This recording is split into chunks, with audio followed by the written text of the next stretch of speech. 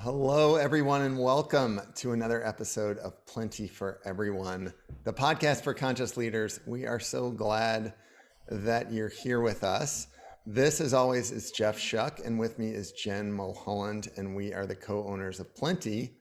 And we're so glad you're joining us today. We have a really delightful conversation, Jen, with one of our favorite people in the world today.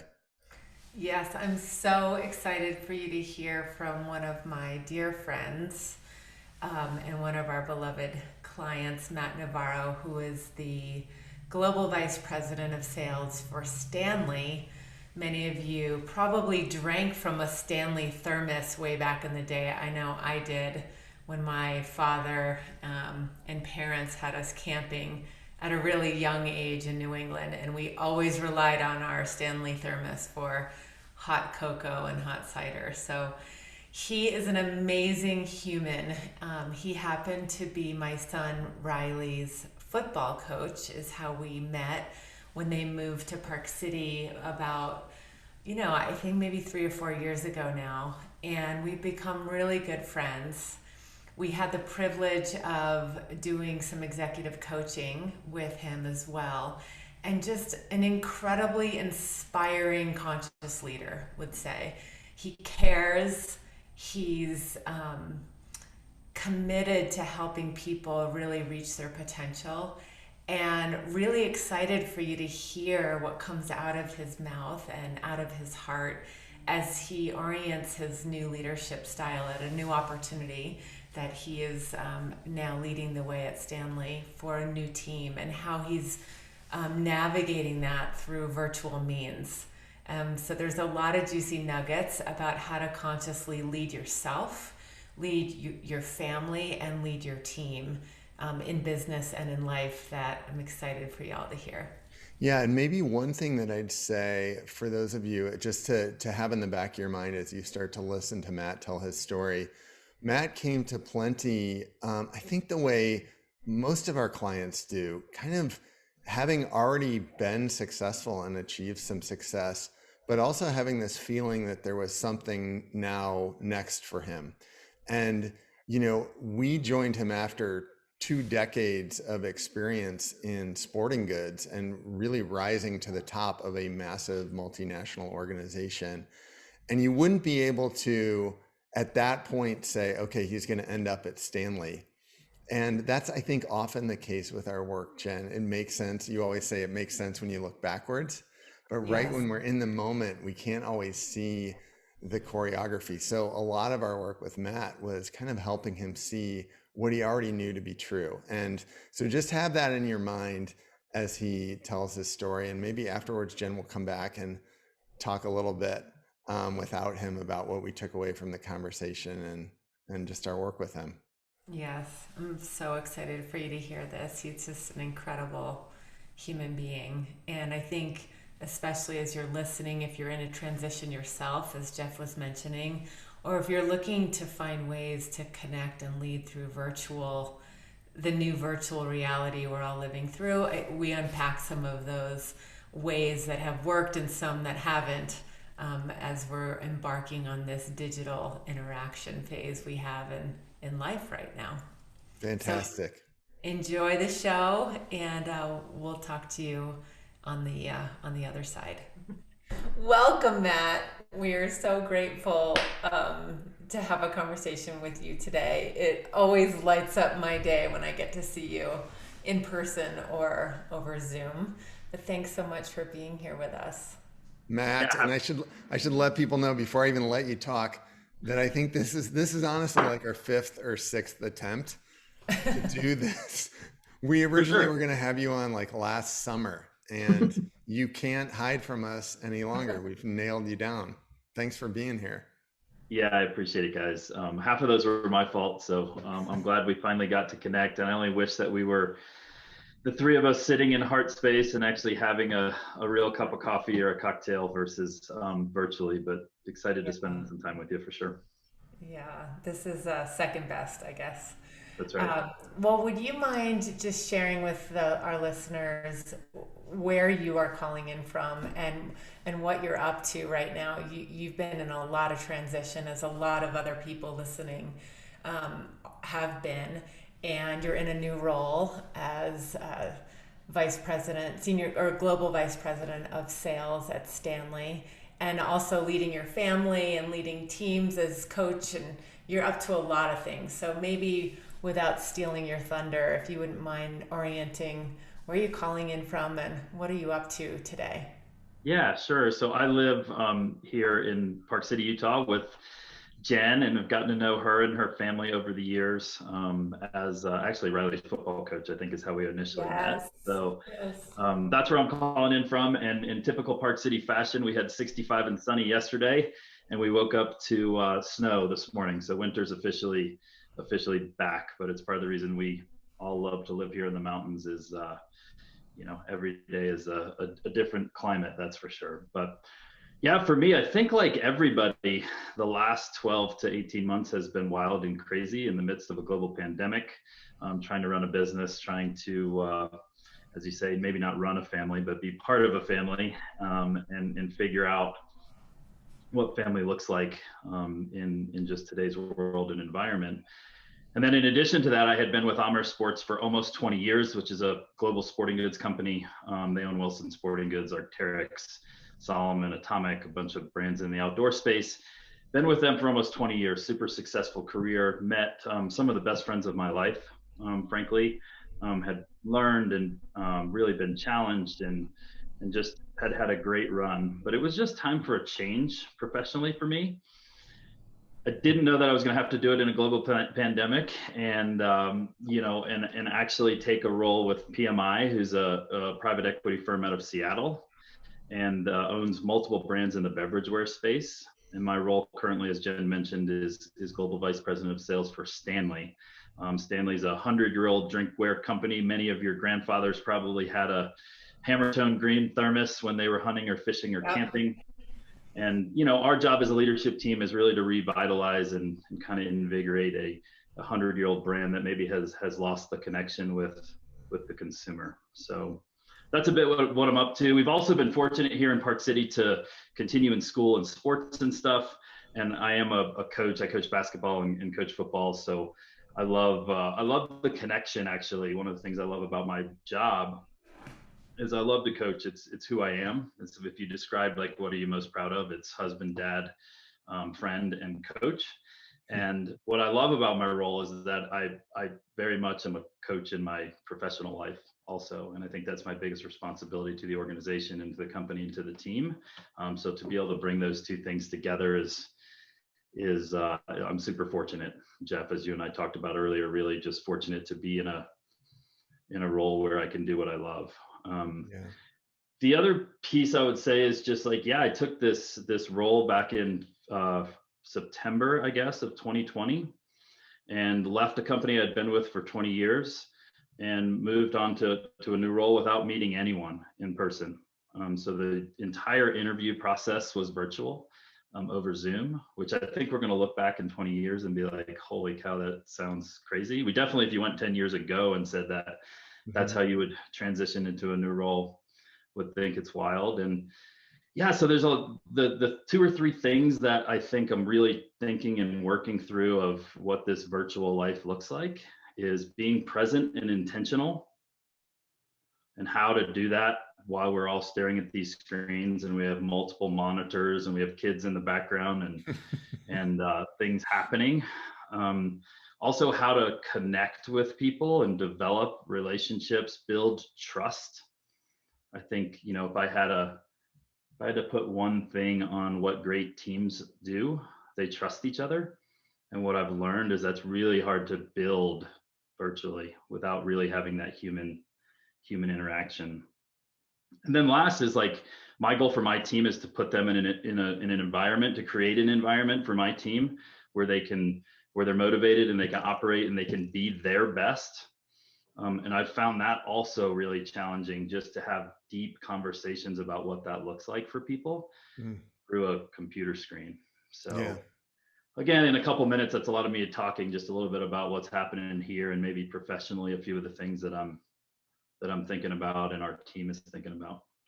Well, there's so many story threads there, and maybe we can take some of the transition and just parse it out and learn a little bit about kind of what went into your decision making, especially like when we can't rely on the things we usually rely on, what's left. And I just want to give people a tiny bit of perspective that I think, Matt, I met you, Jen's known you forever. I met you when you were at Amr and thinking about your next act and thinking about kind of how will I decide?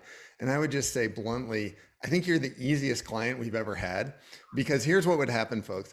Matt would come in, we'd do a session, he'd come to Heartspace, we'd sit down, and he would kind of say, I don't know that I know what I want. And we'd ask him like one question, and he would have this very informed answer about exactly, well, describe for us what an ideal situation. And you had it so down. You always knew what you wanted. I think we just helped you see that a little bit. And one of the things I'd love to ask about on that and based on the story you just told is, so when you were interviewing, like you had known for a while, okay, Amr's been great for me, but it's time to look for something else for my family, for my career. What do you rely on when you're interviewing purely online, when you're leaping industries, you're changing the level of decision making you have? How did you make that choice? What did you end up finding that you were relying on to make that decision? Yeah, I think,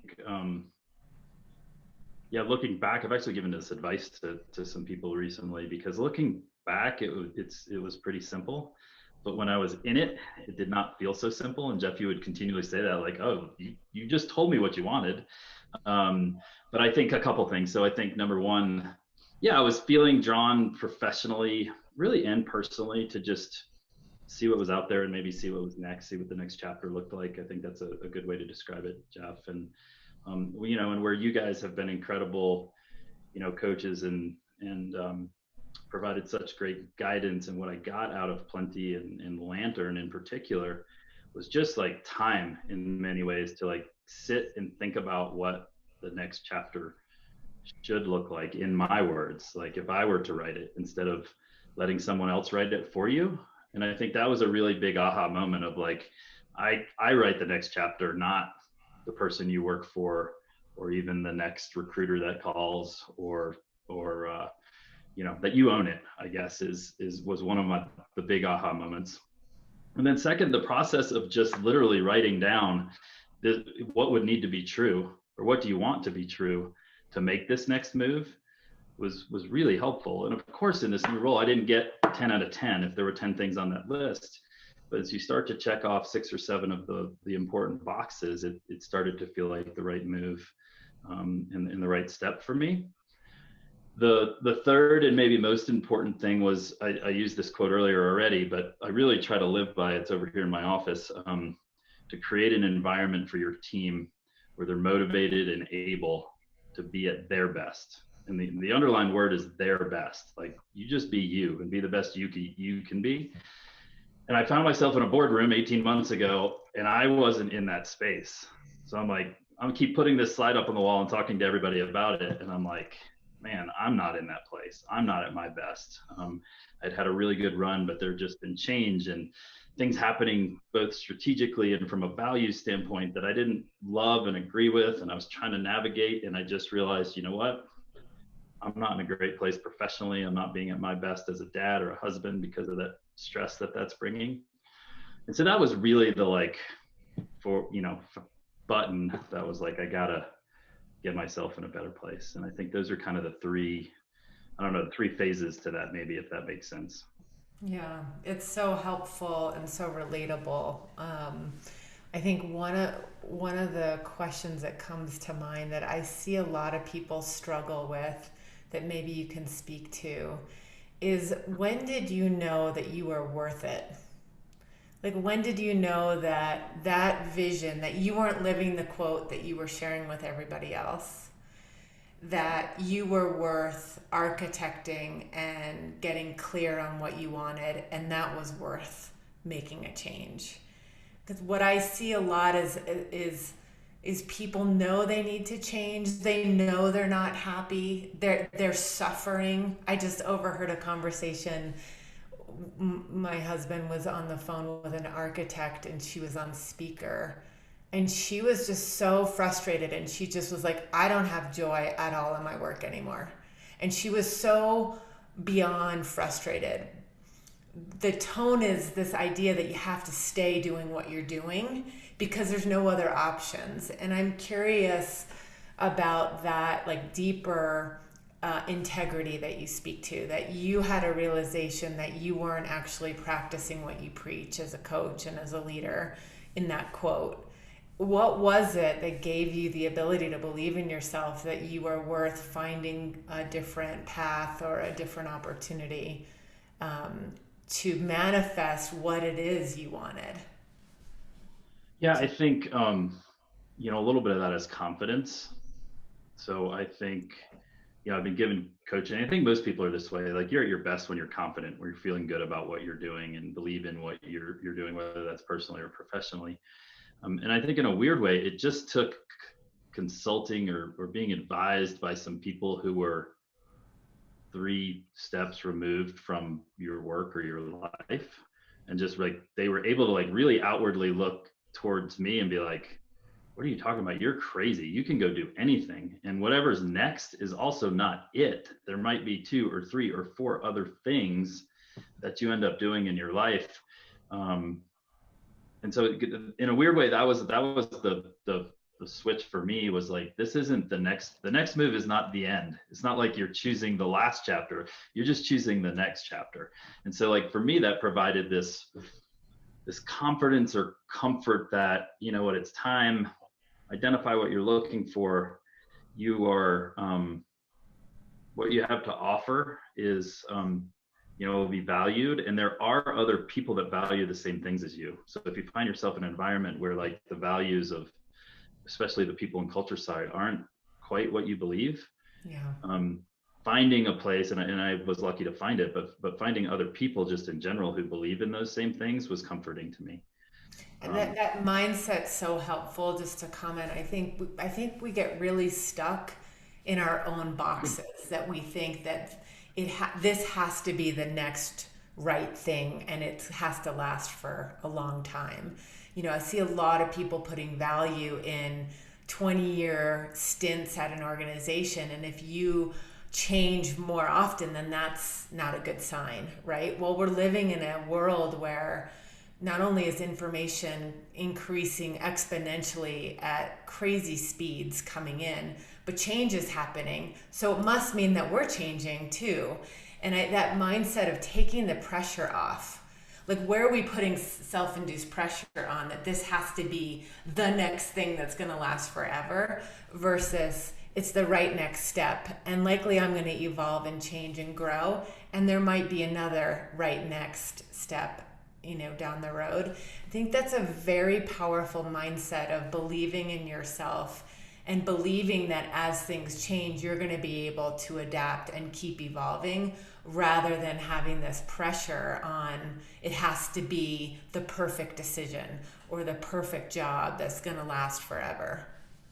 Yeah, and then and I would just underline or highlight that there's not. I say this, like people are like, "How's it going?" I'm like, "Well, it's great. It's not perfect, like my new role versus old role, or even new company versus old company, because perfect isn't out there. There's very few, or if any, where you're going to check every box that the grass is greener and you move into a better place.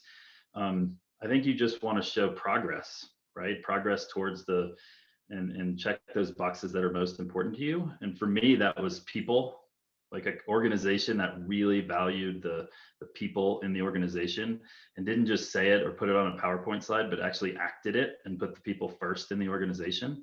And also just like things around values, right? What does the company believe? Is there good charitable causes? Are we doing things that are right for the environment to make a world a better place? Like, do those things, are they also really living and breathing in the organization versus just words on a PowerPoint slide? And again, back to like identifying what those things are for you, to me was the moment that I thought was provided some clarity maybe. I love what you're modeling, and I want to just drive on this a little bit more and make this point for people who are listening. Like, there's 2 things that are implicit in what you're saying that are so wonderful. And the first is the idea of the list and being intentional about what you want, right? And that was one of my first interactions with you, is again sitting down in heart space and us just saying, well, literally, well, let's just make a list. Like, let's write out all the things that ideally would be part of your career. And I would just, as an aside to that, say it's ironic how some of those panned out, because if I recall, one was, I'd like to not travel as much, and like, ta-da, you created that for us. But the list can also get people into trouble a little bit, because then it becomes this minimum set of requirements for change for people when I think they get off track. And so you're also modeling another trait which is so valuable, which is then being flexible and being willing to make incremental steps, and being willing to not make good the enemy of great, or perfect the enemy of good. And so it's this dual practice of, I want to be really intentional about what success looks like for me.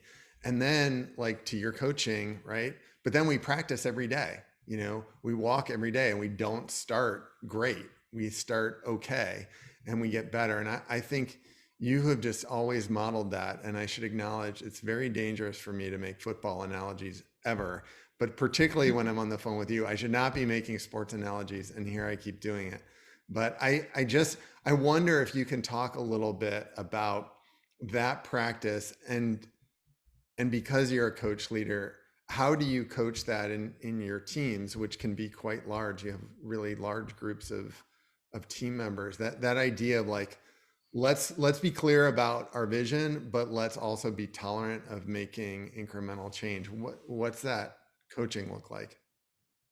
Yeah, I think I'm really living this at the moment, as far as like the coaching analogies. You're better than you think, Jeff, on the coaching analogies, or football analogies. But I think there's a few things. So, like, as I move like a little bit more into my role from the decision making process, a lot of what we're doing is transformation. So, yes, leading through uncertainty, which is a bit how we teed this up, is on top of my mind, and things we're all dealing with. But also transformational leadership, right now, is, I think, more difficult than ever, because, to your point, what we have to do is be able to connect with people, to be able to build trust, and show empathy, and really understand where your team wants to go, what their goals are, while keeping the accountability to the organization, delivering results, transforming strategy, making sure people are in the right seat on the bus. Like, all those things are happening. And the coach's job, as you say, back to the football analogy, is to make all those pieces happen, and to be able to make progress, both individually and then also as a team. And so I think it's hard, I guess, to answer your question. But I think what I'm trying to do is have more individual conversations in time, where we, like, put a timeout on the business side and ask people really how they're doing, what I can do to help and support them. What are they struggling with in the current work environment? What are they struggling with in their personal lives? And again, I think that just creates trust and builds really connected teams and relationships. And I think that's what the best teams are built on. So I don't know if that exactly answered your question, but I think it's a combination of, transformational leadership as a leader of an organization really comes down to developing those one-on-one connections and understanding where people want to go. Yeah, I think it's a wonderful answer and so relatable. As you know, I've been a athlete my whole life and coached on the field for over 20 years, and it's so applicable to business in the sense that, there are individual positions, but how you harmonize the field with getting the right people in the right positions working together creates a winning team. And it sounds so cliche, but I love the awareness that you have of this human approach. And it has been lacking, I would say. And hopefully COVID is reinvigorating us to get back to basics. the language you just used of empathy, like really genuinely caring about another human, whether you lead them or not. But that in itself, the questions we're asking and how we're listening to the answer really helps us find a way to support each other in a much deeper, more meaningful way that I think a lot of us are starving for. And whether it's kids on the field, you know, you have demonstrated that with Riley, my son, as being one of the few coaches and few, you know, leaders that have really consistently, genuinely asked, cared for how he's doing in his recovery, and then offered opportunity for him to find a place that he could participate in. And I think, you know, in the teams that we lead and in business, most people want to matter. They want to find place. And how we architect what does their best selves look for, sometimes people don't even know what that is for themselves. But as the coach, you can kind of see that light, and would just encourage everybody's listening, when you have the opportunity to have these one-on-one conversations, to really ask how somebody's doing, or maybe what they're going through, or what they really care about, where do they naturally lean in. Then we can find the ingredients to help them reach their potential. I'm curious how you're doing that as a team. Like, these one-on-one conversations over Zoom seem to be more possible if you make time for it, and it sounds like you are. How do you orchestrate, like, having the team get to know each other in a deeper way, rather than like it all being about sales, and metrics and performance and hitting our goals, etc., which we need to do too? How do you find that balance of getting peer-to-peer, you know, conversations that matter happening amongst your new team? Yeah, I think it's hard. So I think the one-on-ones, I have just found you have to be very diligent and purposeful about it. So what we're all missing in this environment is the random touch bases, or the time you can just go, I need to go talk to Jen, and you go over and you pop in their office and it turns into a conversation about maybe not even the topic that you really went there for, but about what's happening in your teammate's life, right? Like, all those personal connections, interactions are just not happening naturally. So what it forces us to do is try to create them, purposefully. And that's hard too. Our calendars all look like, are all crazy, but it's just about making it a priority, the one-on-ones. The team part, I've actually found really hard. We've certainly tried and continue to do some town halls and open forums where people can ask questions about the company and each other. We've done things like happy hours and coffee talks, but I have found them just to be open to be a bit to not as genuine as those in-person connections or times that we have together. So I don't know. I don't have a great answer to that, and I think we're all still trying to figure it out. Yeah. Like, literally a year later, trying to figure out how to really bring teams together virtually, and it's been difficult. I actually really love that answer and appreciate it that you didn't say, "Oh, we've got it all figured out." And I love the acknowledgement of the value at times of unscripted time and open time and happy accidents and running into someone in the hallway. And I think that's one thing I certainly feel with my day, is when I say, I'm tired of Zoom. I think sometimes I mean I'm tired of everything being so scripted. I'm tired of the choreography, and we have a meeting after this call with a great client we're onboarding, and Jen and I were talking about the agenda, and I heard myself say, I'm just kind of interested in the backstory. Like, can we just wind him up and get him talking? And I think I love that acknowledgement, Matt, that there's just not everything can be put into, Outlook. And some of the best things that happen in business and life are when you bump into someone at the water cooler. And I hope those times are back. And Jen, I see you unmuting, so I'll throw this to you. I think that's one of the things I love most about our retreats and the time and heart space, is what happens in the open times in the, in the break is part of the curriculum. Our clients never want to hear that, but we know that what happens at the break is just as valuable as what happens in class. Well, I think it's easy to fill space and not think that having space, creates connection. I think it's the opposite. I think having space, openness creates more connection. And it's based on, like, we are communal species. Like, human beings need community to boost our immune system, to perform, to heal. Like, we actually biologically need each other to thrive. And so when you take away physical touch, hugging, handshaking, the exchange of energy that happens when you're in the presence of another human being, or that when you're outside, like what happens to your headspace when you go out in nature, like all those things actually are here to help us biologically evolve. And I think we're really on a path to get back to that safely. Like, what does that look like? And how do we create that in ways, whether it's running a virtual global company like you are, Matt, and your team, of just finding ways that, we can safely gather in small groups or one-on-one connection, because we do see that being such a key to transformation at Lantern. Like, it is about the human interaction and the human sharing and the realness of what people are going through. And I will just say, I need that. I notice that when I am more isolated or I have Zoom fatigue, I'm not at my best.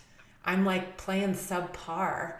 So how do we, if we're really as conscious leaders here to help people express their best selves, as you said, Matt, and reach their potential, then we have to take into account how we're connecting human to human in physical ways.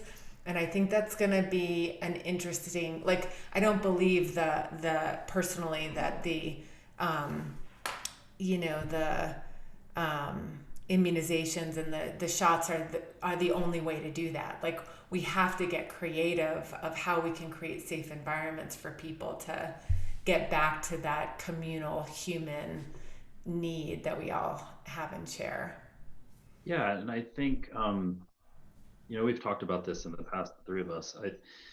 I think also, like, I call it sometimes the softer side, right, is super important. To me, it's like the foundation of who we are. And what I mean by that is that personal connection and building relationships, and not relationships like in, that's how you sell, is through relationships. I mean, with your team, to create that trust in each other. Um, and I think what's proving really challenging right now is that we're not able to be in a room together and really just share points of views and opinions. People are more guarded behind a Zoom or a Teams screen. And so, like, when I talk about diversity and inclusion with my team, yes, it's diverse backgrounds, ethnicity, gender, all of those things are incredibly important. But what's most important to me is a diverse background and point of view, diverse opinions, and being able to get your team open to share exactly unfiltered what they're thinking and what they believe. And that always leads us to a better decision, right? As a leader, the more of that you can pull out of people. And one of my biggest challenges today is I don't feel like I'm getting that, partly because I am in a new role, trying to develop relationships with people behind the screen. But also there's it's just not as comfortable in an environment to share your point of view. And so what I feel happening a little bit is just constraint on what people are actually sharing. And to me, as a leader, it's actually a little bit scary. It's like one of the things that keeps me up at night is like, how do I get more openness in this current environment? Yeah. Yeah. You've brought up something that I'm watching the clock, but I'm going to take a slight turn because you've, I think, opened the door into something that I'd love for you to share a little bit, which is about, it is on the same topic of what is the leader's role in getting information and sharing information. But to frame up this question, to go back 18 months or so, there was a period of time we were working with you, and I'll just be generic and say there was a lot of change happening where you were. And one of the things you were really thinking through was your care of your team and what should your team know. And I think at one point you used a phrase that I know Jen and I were really taken by, which was like, I've got to protect my team from this. I've got to shield my team from this. And at the time, we really encouraged you to look at that. And is that serving the team, right? You're putting a lot of pressure on yourself. Like, we want the information from them, but I feel like I need to control what's going to them.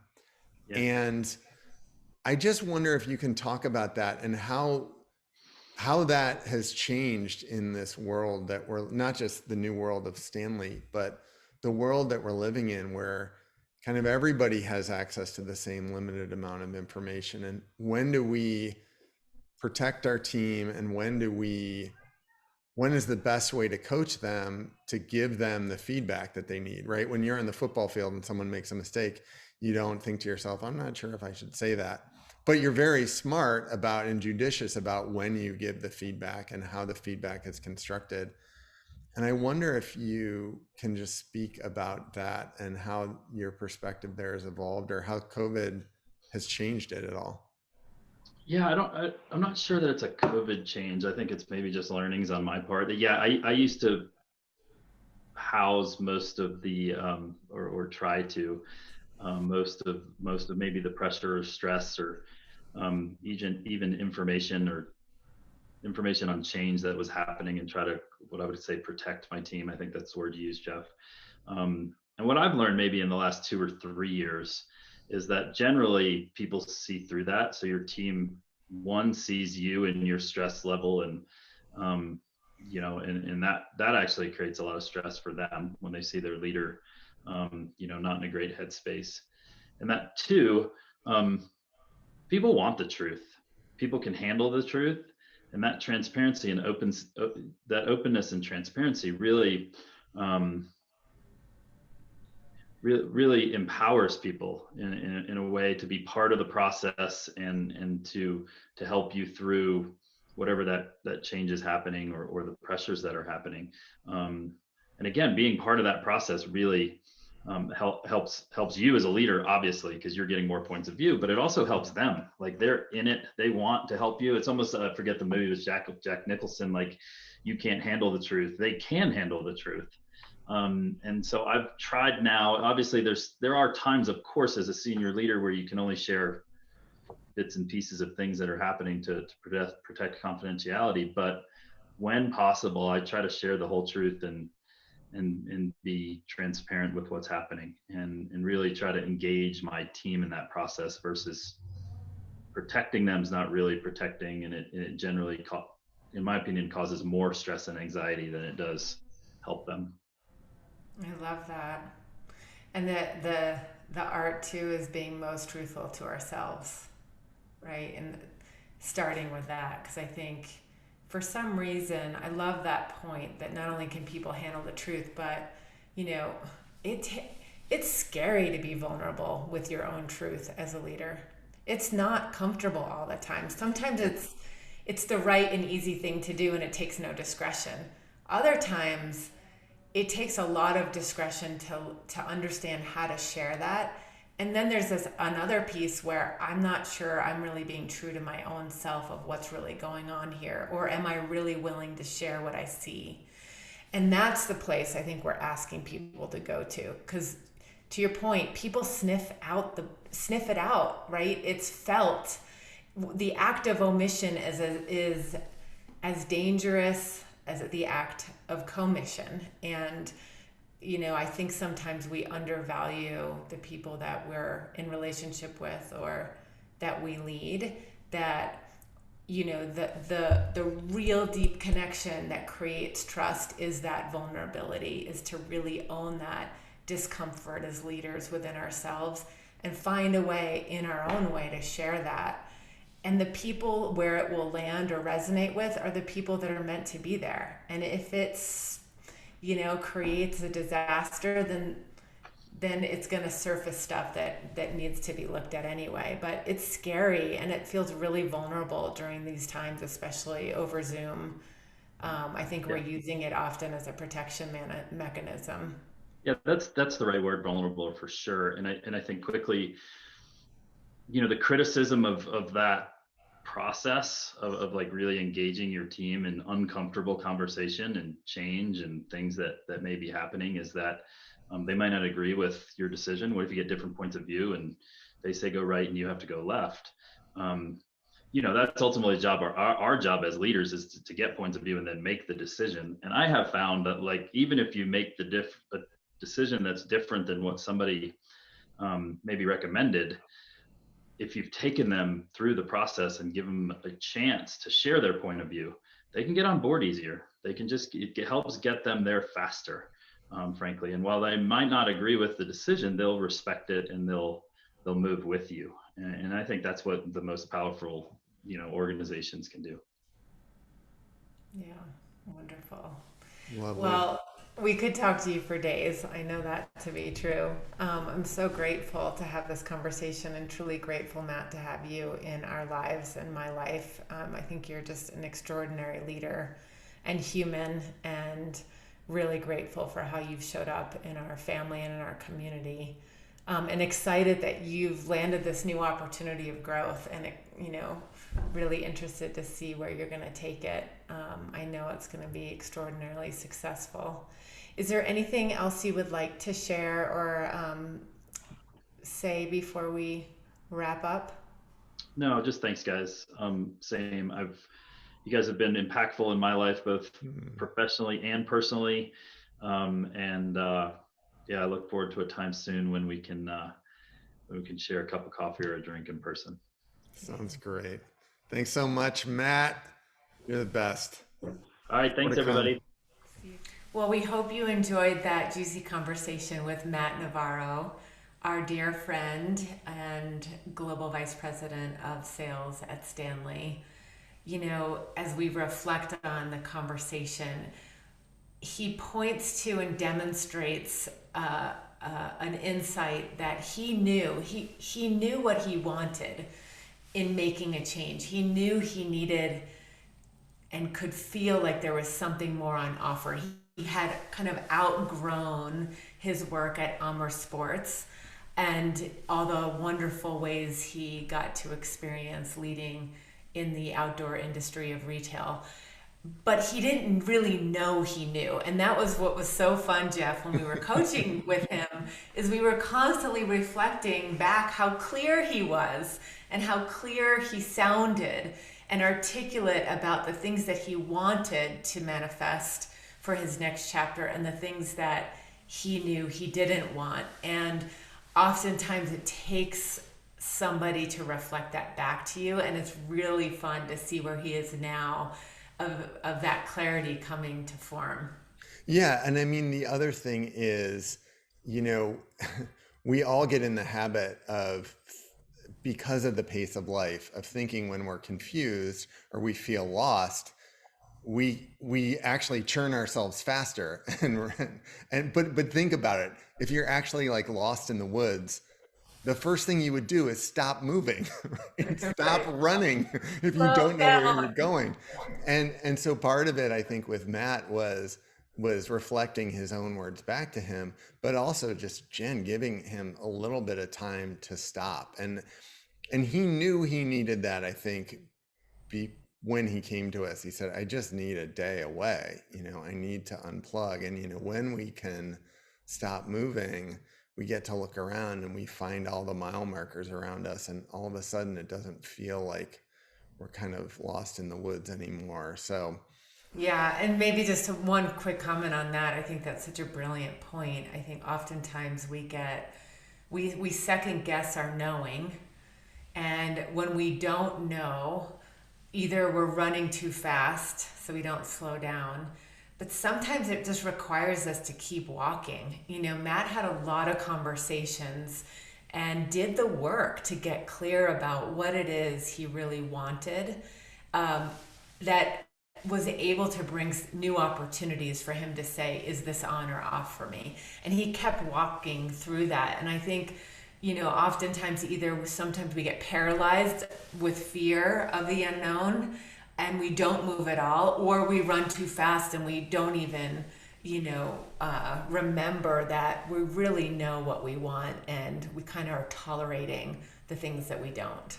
Well, that's, and pardon my computer for beeping, but that I'm going to riff on that to get us to another point we want to talk about. But I'm going to introduce a new point, which is I feel like one of the things that Plenty does well, and what a great coach and consultant will do well. And for those of you out there, that it's just a, let me make sure I say this in the right way. But when we seek answers from others, it really, I think the conscious leadership way to go about that is to find perspectives that illuminate what we already know, or that illuminate a new insight within us.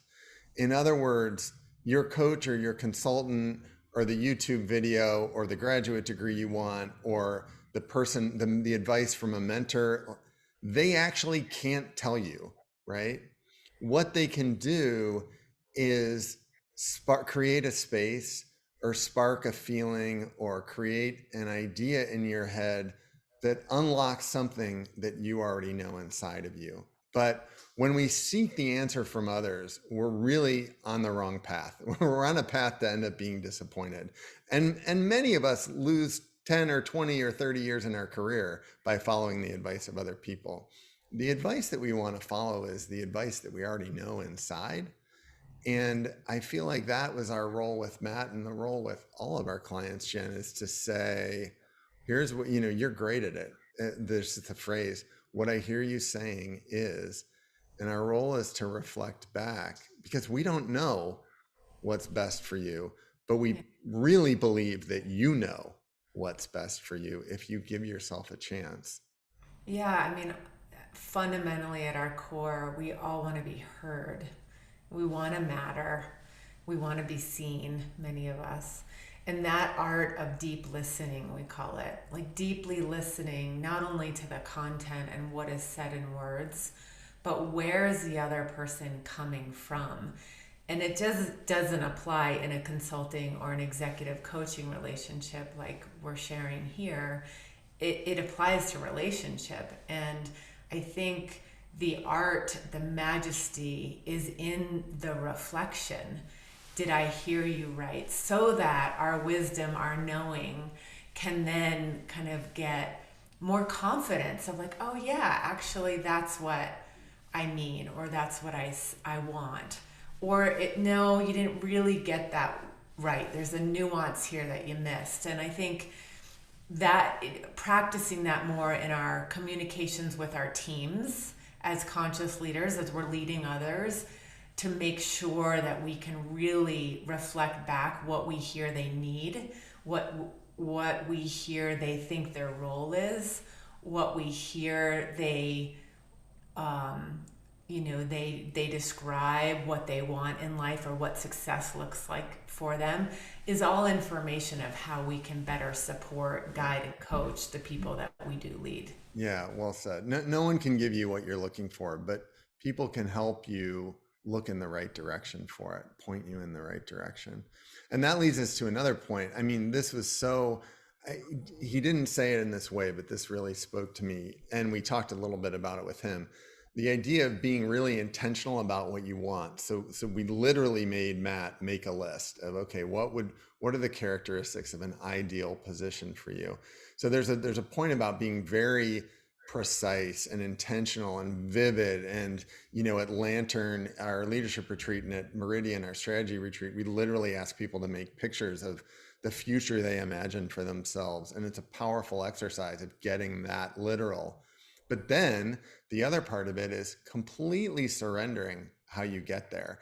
And if we had talked to Matt, if we had brought him on this show, 2 years ago, he wouldn't have said, I've always wanted to work with Stanley. Like, it wasn't an obvious move to make after Amr, but it fit the requirements. So there's like a duality here, Jen, about being being really intentional, I'll say it again, about what we want, but then letting the universe do its work, letting us be surprised, trusting that we don't have to over engineer the flow of the river, to use a metaphor we love using all the time.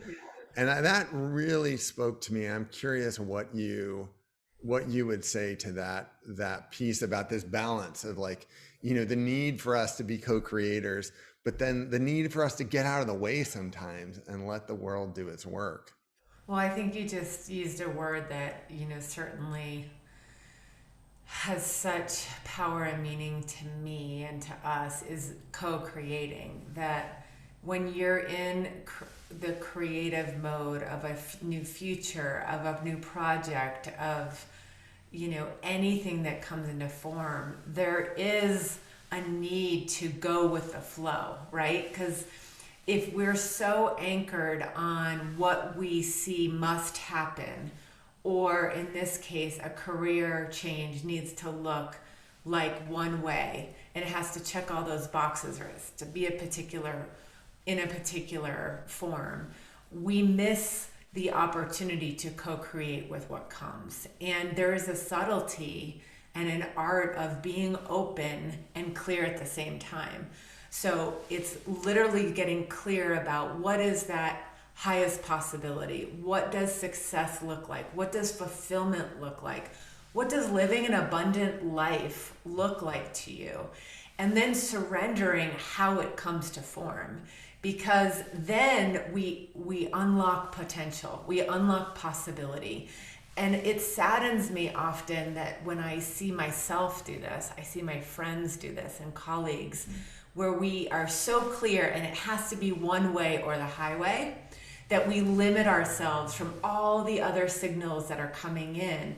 Our vision has gotten so focused and limited that we don't see those synchronicities, or we don't see the nudges that come outside of the box we have, self-inflicted ourselves to live in. So I really love that point, Jeff, of being intentional about what you want, but open and surrendered, like an open hand. Like, things can't come to you if you've got your hand closed. We've got to open it to be able to receive. And that's bigger than all of us. Mm-hmm. So he's a wonderful manifestation, and it brings me so much joy to see that he has this new opportunity that came from surrender as much as it did clarity. Yeah, and we talk about surrender, and I think it there's a connotation where it sounds like giving up, and that's not what we mean. And we did a whole podcast called The Rafting Cast last summer about the analogy of being on the river. And all we're trying to say is, you don't get to pick the current, but you do have a paddle. So how are you going to use it, and how are you going to steer? Surrender doesn't mean giving up. It means trust. It means practicing trust that if you fall, the world's going to catch you. And boy, is that sometimes hard to practice, but there's such a grand design out there. And I love that part of Matt's story. And again, I'm not sure he would say it in these words, but I hope that you heard those themes come out. There's what else did you hear in there? Well, on that point, and then I think that we'll maybe just conclude with our final kind of key takeaway is, he was able to make a change because he believed in himself. He had the confidence to go out and embark on a new path. And oftentimes we know we need a change, but we lack the confidence to make it. And would just encourage anybody who's listening to, if that speaks to you and you know that you're not in the right place where you need to be now, or you've outgrown the clothes or relationship or job that you've been in or career that you've been in, And so trusting yourself to make the change that's needed is often the kernel that can then start a whole different path, a whole sea change of opportunities and dominoes falling into place. Mm-hmm. And Matt's a leader in that, and he would not have been able to make that change unless he believed in himself. And as you heard in the interview, he needed other peers and colleagues to remind him of that. And we all do. We all need that kind of reminder sometimes that we're worth it and we have the skills and tools and know-how to make that change. Yeah, so the last point, and maybe I'll just tee this up, I think the one thing that strikes me about Matt and gets me so excited is, he is a conscious leader, and conscious leaders lead people. People require a human approach, and that human approach that Matt brings to bear is compassion, it's care, and it's about the people of, knowing them. Who are they? What does doing their best look like? That trait of really caring about who you're leading and getting to know them beyond the professional clothes can make such a huge difference in how your team performs and how your people feel being led by you.